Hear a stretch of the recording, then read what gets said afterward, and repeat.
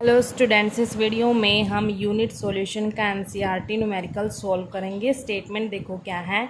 If the solubility product of copper sulphide is 6 multiply 10⁻⁻16 calculate the maximum molarity of copper sulphide in aqueous solution.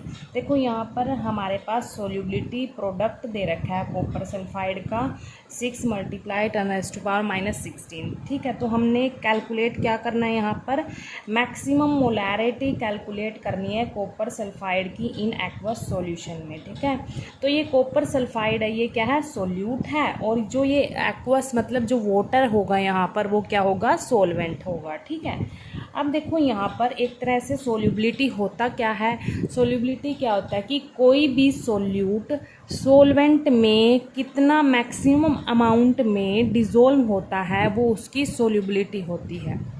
क्या होता है कि कोई भी solute solvent में कितना मैक्सिमम अमाउंट में डिज़ोल्व होता है वो उसकी सोल्यूबिलिटी होगी। ठीक है, ऐसे ही मोलैरिटी, मोलैरिटी क्या होती है, number of moles of solute dissolve in volume of solution in litre. ये होता है, मतलब उसमें भी सोल्यूट क्या होते हैं, सॉल्यूशन में उसमें डिज़ोल्व होते हैं। ठीक है, तो हम बोल सकते हैं यहाँ पर हम बोल सकते हैं कि जो मैक्सिमम मोलैरिटी है, maximum molarity of copper sulphide in aqueous solution, in aqueous solution किसके इक्वल होगी, वो सोल्यूबिलिटी के इक्वल होगी।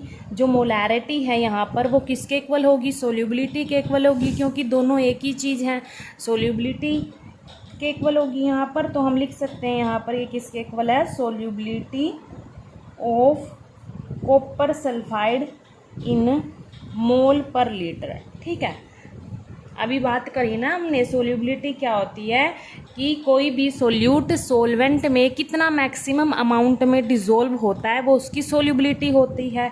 ठीक है, तो मोलैरिटी भी क्या होती है, number of moles of solute dissolve in volume of solution in litre. ठीक है, और ये मैक्सिमम है, मैक्सिमम मोलैरिटी निकालनी है यहाँ पर, मतलब हमने क्या निकालनी है यहाँ पर, सोल्यूबिलिटी निकालनी है। क्या निकालनी है, सोल्यूबिलिटी।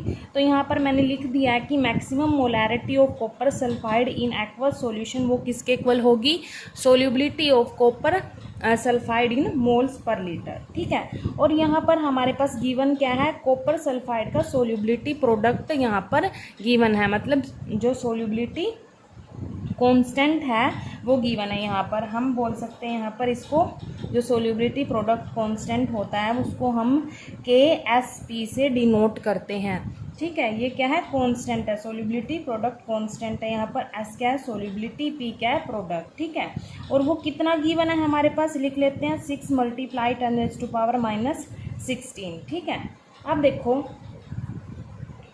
देखो यहाँ पर जैसे ही हम कॉपर सल्फाइड को एक्वस सॉल्यूशन में डालते हैं, मतलब वाटर में डालते हैं, तो क्या होता है, कॉपर सल्फाइड डिसोसिएट हो जाता है आयंस में।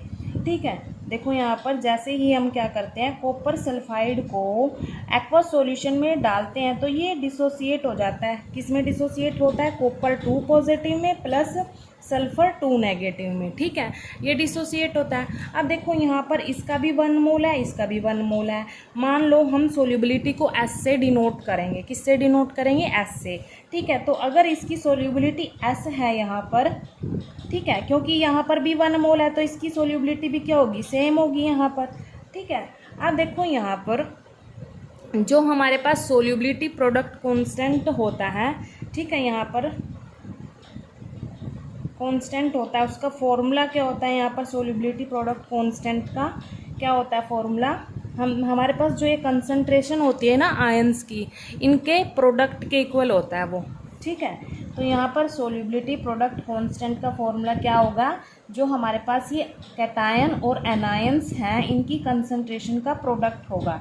देखो यहाँ पर copper 2 positive multiply sulphur 2 negative. ठीक है, इनकी कंसंट्रेशन का यहाँ पर प्रोडक्ट होगा, वो किसके इक्वल होगा, सोल्यूबिलिटी प्रोडक्ट कांस्टेंट के इक्वल होगा यहाँ पर। और हमारे पास जो कंसंट्रेशन कॉपर 2 पॉजिटिव की है, यहाँ पर कॉपर 2 पॉजिटिव की सोल्यूबिलिटी S है, तो यहाँ पर लिख देंगे। सल्फ़र की कितनी है, वो भी S है। और यहाँ पर जो हमारे पास ये KSP की वैल्यू दे रखी है कांस्टेंट की, ये कितनी है, 6 × 10⁻⁻16 है।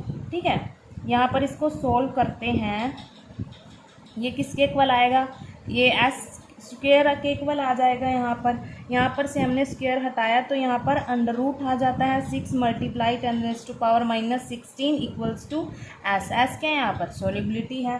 ठीक है, अब इसको हम सोल्व करेंगे तो हमारे पास क्या आएगा, सोल्यूबिलिटी यहाँ पर इसको सोल्व करेंगे तो कितना आएगा, 2 × 10⁻⁻8 मोल पर लीटर आ जाएगा। ठीक है, तो सोल्यूबिलिटी हम क्या लेके चले थे, किसके इक्वल रखा था हमने सोल्यूबिलिटी को, मैक्सिमम मोलैरिटी के इक्वल रखा था ना, कॉपर सल्फाइड की। तो हमने निकाल दी, यहाँ पर हमने सोल्यूबिलिटी निकाल ली, तो ये क्या है, मैक्सिमम मोलैरिटी है। मतलब इतनी मैक्सिमम अमाउंट में कॉपर सल्फाइड एक्वस सॉल्यूशन में डिज़ोल्व हो सकता है। कितनी मैक्सिमम मोलैरिटी, 2 × 10⁻⁻8। ये क्या है, उसकी मैक्सिमम मोलैरिटी है कॉपर सल्फाइड की। ठीक है, क्योंकि हम स्टार्टिंग से ही इनको इक्वल लेके चल रहे थे ना, maximum molarity equals to solubility. तो हमने यहाँ पर ये मैक्सिमम मोलैरिटी निकाल दी कॉपर सल्फाइड की। ठीक है, थैंक यू।